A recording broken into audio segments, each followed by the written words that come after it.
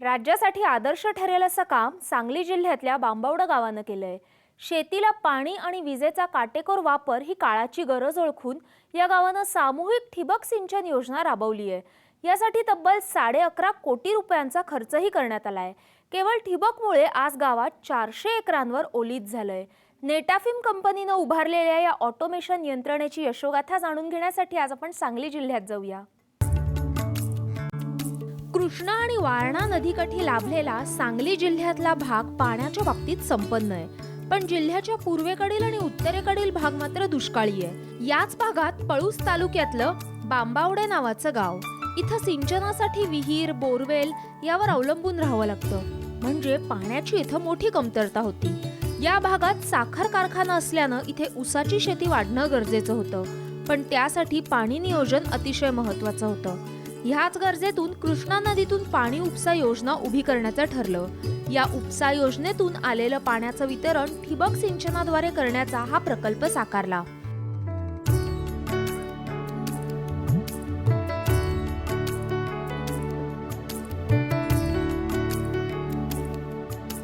तीन वर्षे आमच्या गावची 32 पैसे अनिवार्य होती आणि आम्हाला असाच याचा पाण्याचा प्रश्न निर्माण झाल्यामुळं आमचे सगळे सहकारी, माझ्या संस्थेचं व्हाईस चेअरमन, सर्व संचालक मंडळ आणि सर्व सभासद ह्यांनी आमच्यावर विश्वास दाखवला आणि आम्ही 300 सभासदांनी एकत्र येऊन ही आम्ही एक देशातला असा म्हणा FM वर म्हणजे ऑटोमेशन पूर्ण असा प्लॅन्ट पहिल्यांदाच एवढा मोठा चालू केला। अनेक मोठ्या पाणी योजना वीज कपातीमुळे मेटाकुटीला आल्या होत्या। त्या दृष्टीनं सामूहिक स्वयंचलित ठिबक योजना बसवण्याचा निर्णय झाला, पण ही योजना सुमारे 700 एकरची आणि कोटीच्या घरात असल्यानं JD बापू लाड यांच्या पाणी पुरवठा संस्थेच्या मार्फत 270 सभासद झाले। त्यानंतर प्रत्येकानं कर्जाद्वारे 70 ते 80% रक्कम गोळा केली, तर उरलेली रक्कम क्रांती कारखान्यामार्फत गोळा करण्यात आली। या प्रयत्नातून 11.5 कोटींची ही योजना उदयास आली। ही सामूहिक स्वयंचलित ठिबक योजना बसवल्यावर कृष्णा नदीतून पाईपलाईनद्वारे पाणी आणलंय आणि ते प्रत्येक शेतकऱ्यासाठी स्वतंत्र व्हॉल्व्हद्वारे बसवण्यात आलंय। प्रत्येक शेतकऱ्याच्या बांधापर्यंत पाईपलाईन करून ठिबकनं पाणी दिलं जातंय।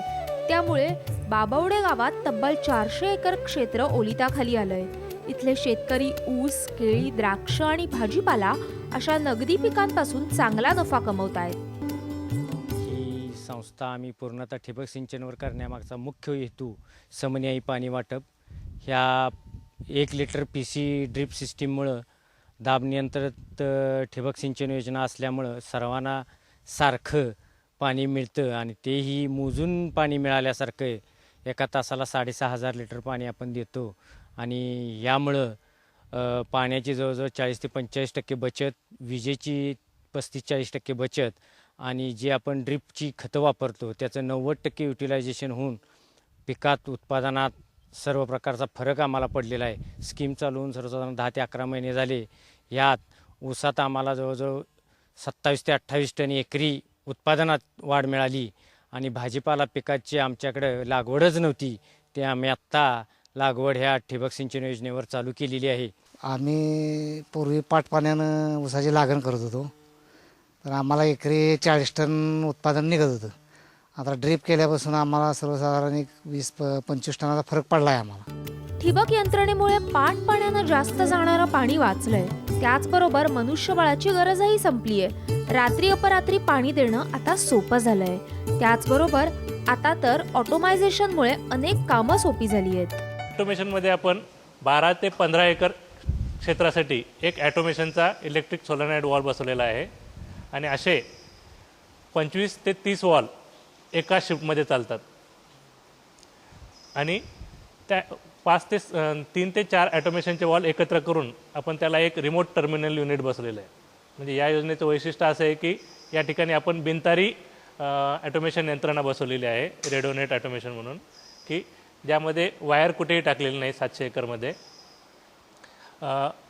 आपण जे हेड युनिट आहे, फिल्टर स्टेशन आहे, त्या फिल्टर स्टेशनवर एक बेस स्टेशन बसवलेलं आहे, NMC XL कंट्रोलर आणि बेस स्टेशन, आणि त्या बेस स्टेशनवरून एक एंटेना बसून त्या एंटेनाद्वारे पूर्ण क्षेत्रामधल्या वॉलवर आपण संदेशवर म्हणजे बिनतारी संदेश यंत्रणेद्वारे ते वॉल ऑपरेट करतो।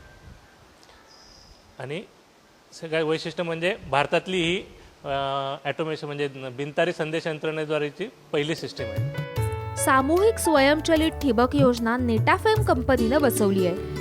एका हौदामधून पाणी उचलून ते पाणी फिल्टर करून प्रत्येक शेतकऱ्याच्या शेतामध्ये ड्रीपद्वारे पोहोचवलं जातंय. शेतकऱ्यांना पाण्यासाठी वॉल्व दिल्यामुळे त्यांना हवं तेव्हा पाणी घेण्याचं आता स्वातंत्र्य आहे.